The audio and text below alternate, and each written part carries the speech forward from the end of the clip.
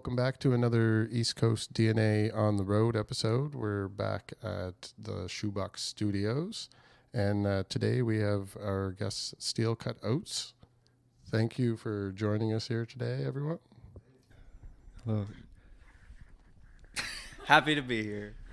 We're all happy to be here. So we got a big crew here today. So I've had some introductions as you've been coming in the room, and I'm aware of who you are, but maybe just for the sake of volume here, if you want to do a little introduction to who each of you are and what you do in the band to start off with.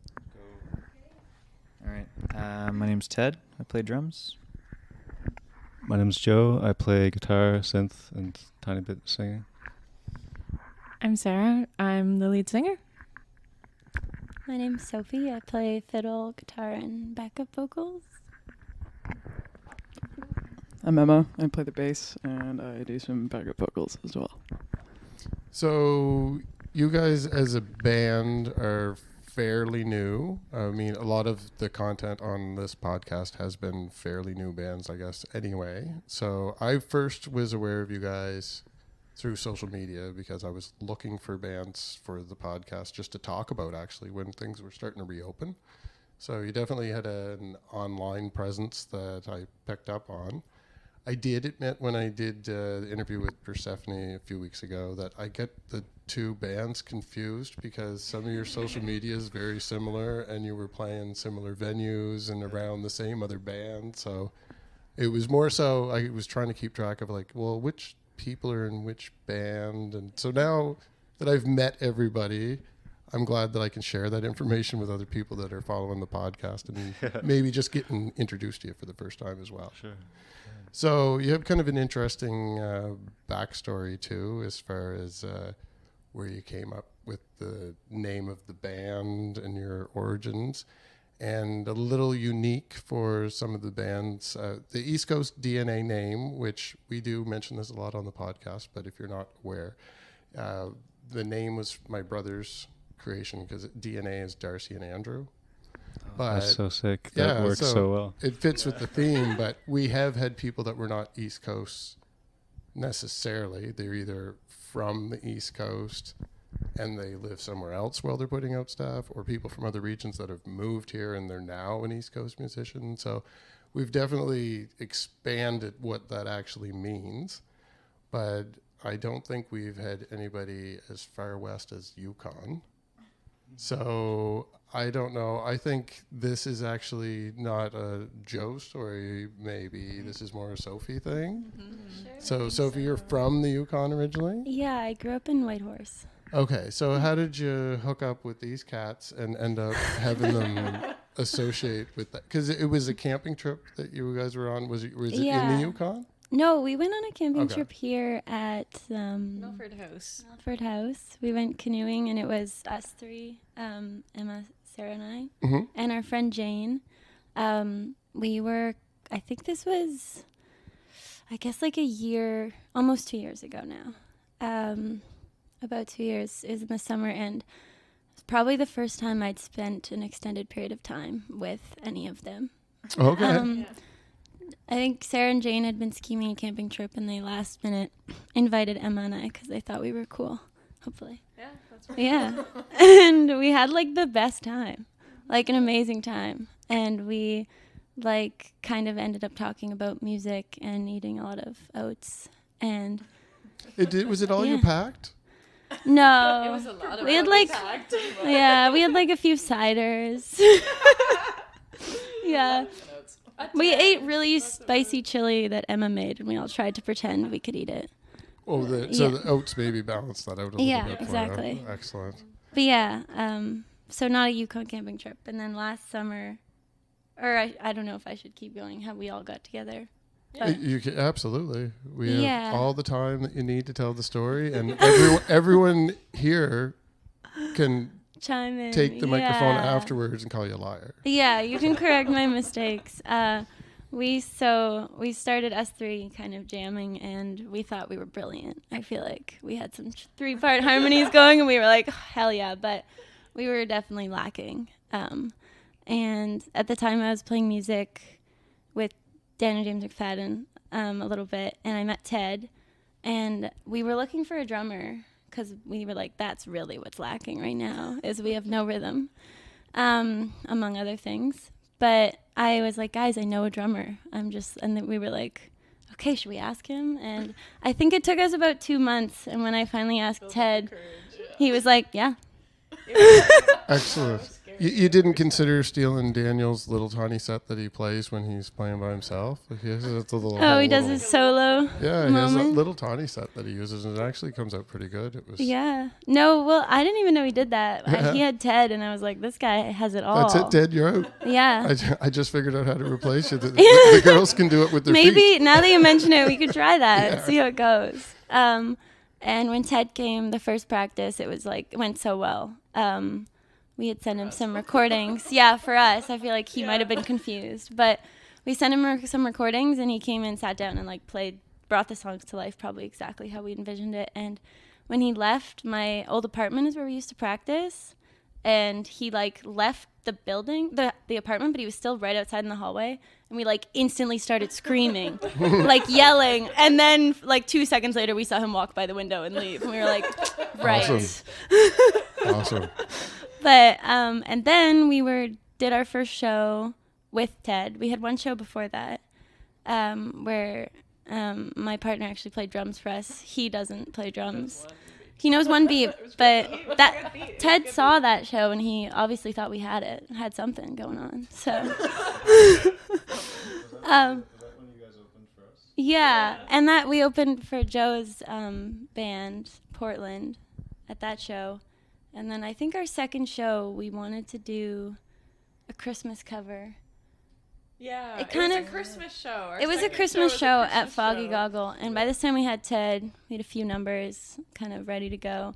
And we were playing Last Christmas. Mm-hmm. And we had been practicing in Joe's band's room because we got kicked out of my apartment for being obnoxious and loud by my roommates. And Joe played the trumpet on this Christmas song, arguably pretty badly. It was not good, but he also ended up coming on in some other songs. And he just ended up playing on. We have aliens in the background or something there for a second. There's some aliens. Oh, I thought it was the wind. But yeah, then Joe just ended up playing on most of our songs just for fun, and then we were like, "You're in, you're in, bud." So. And so then maybe Joe, I have a quick question for you. Then, so you mentioned the band Portland, was it? Yeah. Is that a Dartmouth-based band? Is that where the basically? name comes from? It was pretty much. I was starting to really get into guitar, and I knew a friend of mine had been playing guitar for 8 years, and he was one of my best friends, and so we were like, well, this just makes sense. And we were like, well, we know this other guy who plays drums, well, that just makes sense. And then we got a bass player, so we started. That was my first and only other band I've been in, and we're not together anymore. Yeah, so these ladies took you home wreckers. You ruined. They ruined. These other guys that thought that they were pretty cool and putting a band together. Oh no, that's true. So do any of those guys play now in anything else? There was some of them were in a group called 2 Weeks Notice briefly, but I think that's every time I ask them about it, it's kind of maybe we'll play a show again sometime. So it seems like probably that's on its way out as well. But yeah, Andrew Keefty, he's my friend who was playing guitar for a long time, and he's starting this new project called, I think, Hello Sunshine. Yeah. Well, he's going to have to reach out to us. I'm sure he's watching it if he's your friend. So yeah, exactly. He's listening to this conversation. Hit them up. Yeah, absolutely. Yeah. And so Ted, were you in another band as well? Maybe... Yeah. Were you in a band before you joined up doing drums with these guys? Yeah. Like Sophie mentioned, I was also drumming for Daniel James McFadden. So okay. At the time we met, it was I was just kind of filling in for a bit for another drummer during some rehearsals. Mm-hmm. But yeah, I've been playing with him for a few years. And then, I guess these guys added more to my plate. Yeah. Perfect.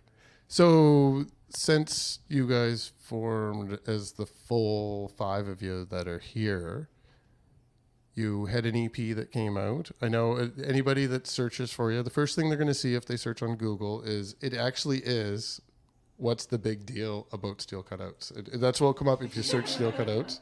That's the one of the most common questions. It's a healthy breakfast food. It goes completely into digestive system, and eating too much, they say, is a bad thing. So I don't know. It turned into this band, so it can't be that bad, I suppose. But yeah, a lot of the press coverage that's out there now would have been from like fall or summer of last year, and you guys were preparing to put out your EP, but you released it in December, so it was right around the holidays. So with those 4 songs out there, you had My Funeral. Did you release that as a single? So there's a music video for it. And just from talking to people that are going to shows, like that was the song that everyone associates you guys with. Like they know it right away. So is there more promotion off of this EP that you're planning, or are you planning on recording some of your other songs? Because you have a full set that's not 4 songs, and you're not doing all covers, so you definitely have enough material for a full album. Is that what you're targeting for this year, or is it building momentum off that EP? I feel like maybe me or Sophie can talk on this. So yeah, the EP came out in December, and we kind of set up these spring shows to kind of bring around this EP. So we were at Seahorse a couple weeks ago, 2 weeks ago-ish. We're here tonight at Shoebox. Next week we're in the Valley, and then the weekend after that we're in New Brunswick at a couple different places.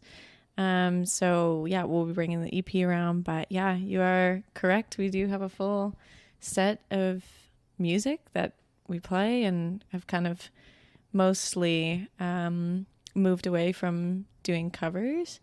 And yeah, while we were having dinner, we're having a conversation about doing some recording.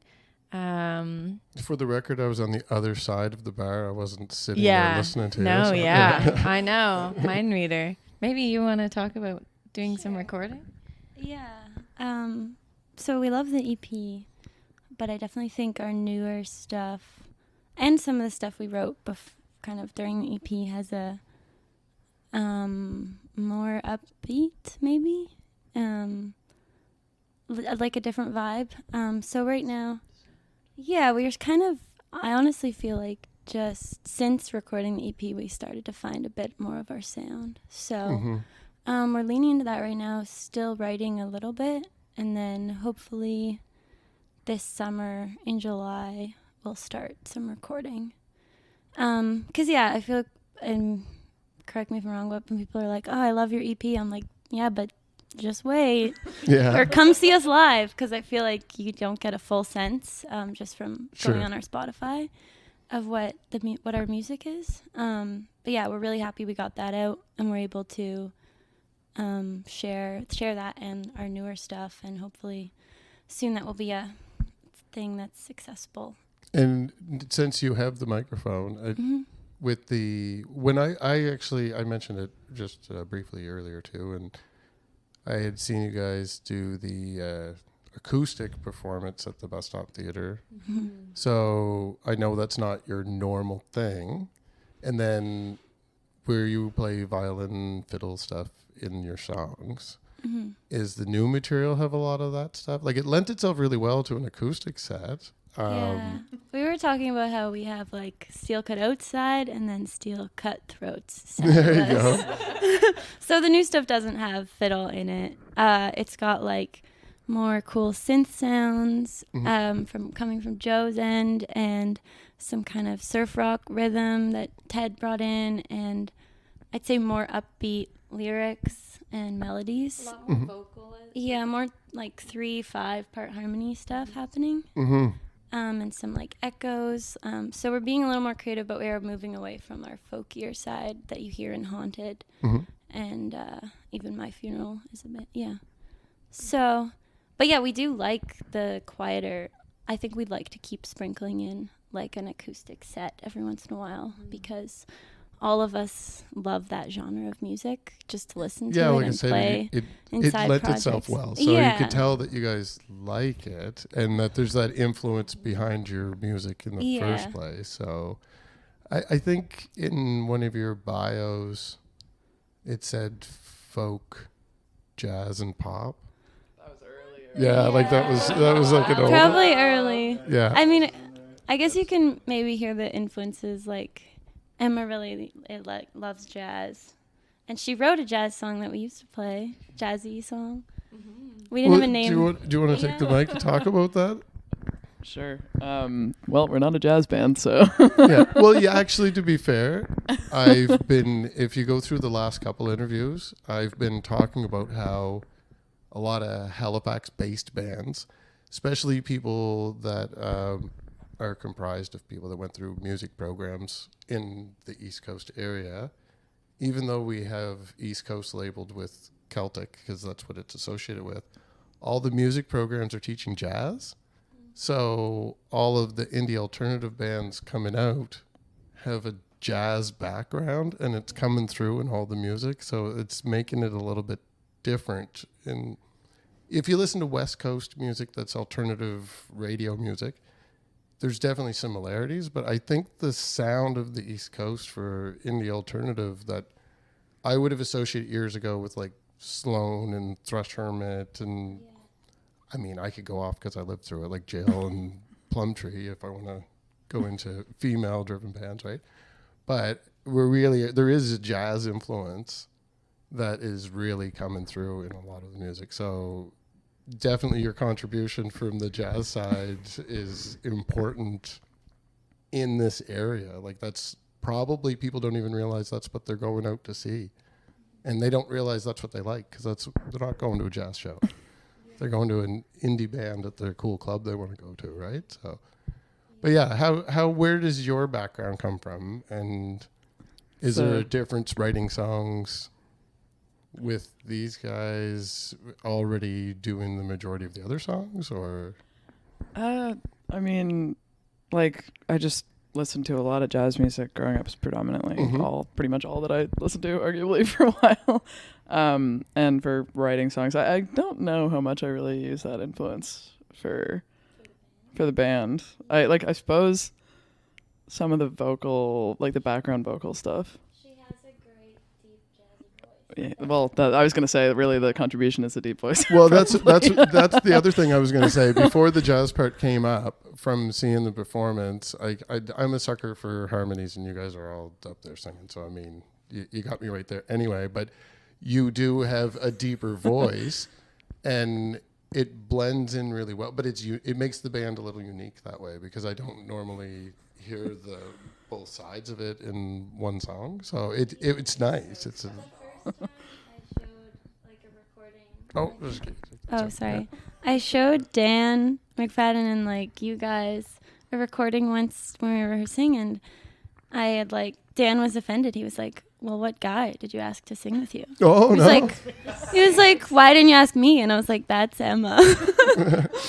even when we were doing sound today, Emma was driving in, was working this morning, but we had to do her vocal mic, and we had Ted do her vocal mic because.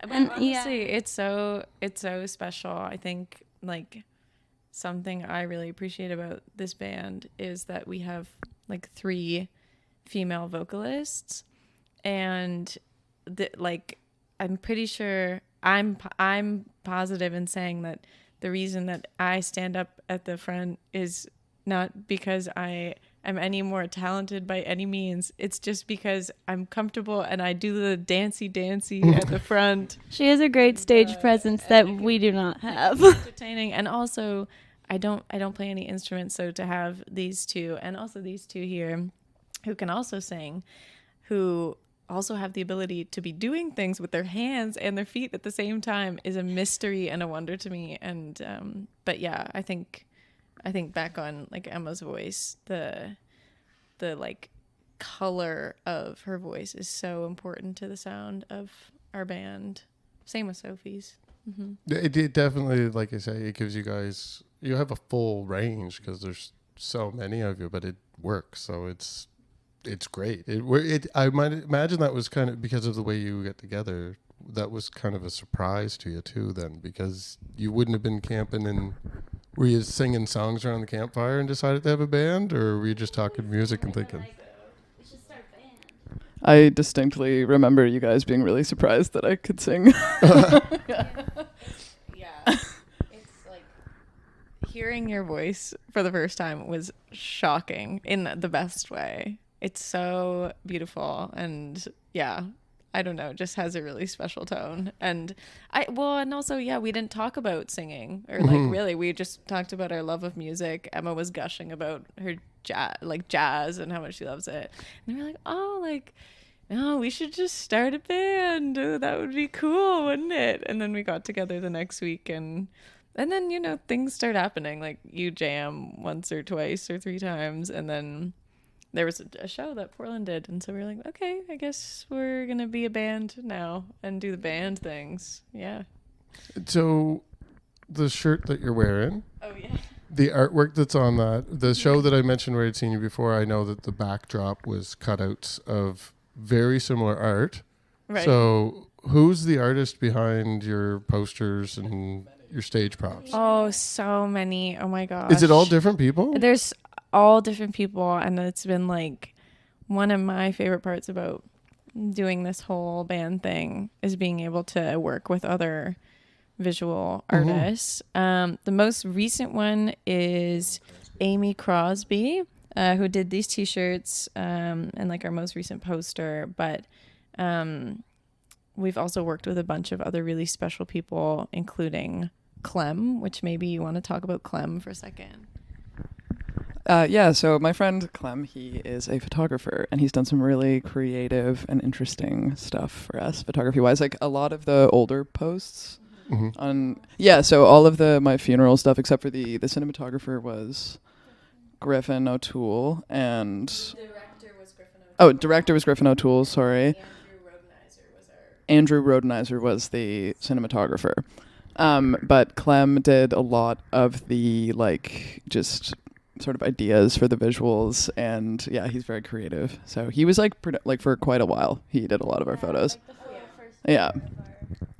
So you're awesome, Clem. He was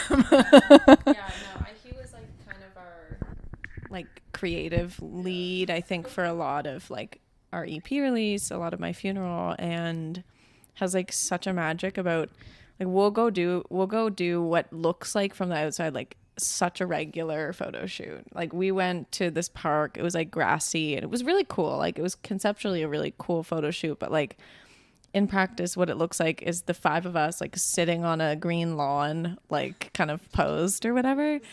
And like Clem has this ability to take the photographs that he does and make them into something really special. And there's this really cool like GIF that I'm thinking about where we sat with Sophie and she was like kind of in this black dress, and we all took makeup on our fingertips and we smeared it across her face, and he took a series of like photos, like no videos, like a series of photos, and then made it into this like cool glitchy GIF of us like smearing it across of Sophie's face. Anyway, there's been some really special people that we've had the chance to work with, including like so many photographers that come to our shows and either, you know, we take amazing photos. Yeah, we've had quite a few of those, so it's extremely appreciated always. Yeah, that's those are the people I end up hanging out with when I go to shows by myself to do something like this. Then I hang out with those people that I'm like, what are you doing? You're taking pictures too. And then there's a lot of them in the Halifax area. I know. I don't know if that's common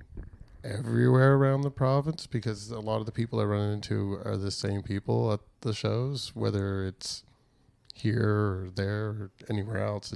There is people that are traveling around the province taking pictures to share online of their favorite bands, and just celebrating the artists in the region, I guess. So it is really nice to see, but it must be nice because it's almost like you're a fan of them and they're a fan of you. So you're collaborating and it's nice to see the end results. It's at our Seahorse show 2 weeks ago, like days after the show, we just like saw these amazing photos of us on stage from 2 different photographers. Like could figure out where they were in the crowd because of these amazing photos they took and totally unprompted.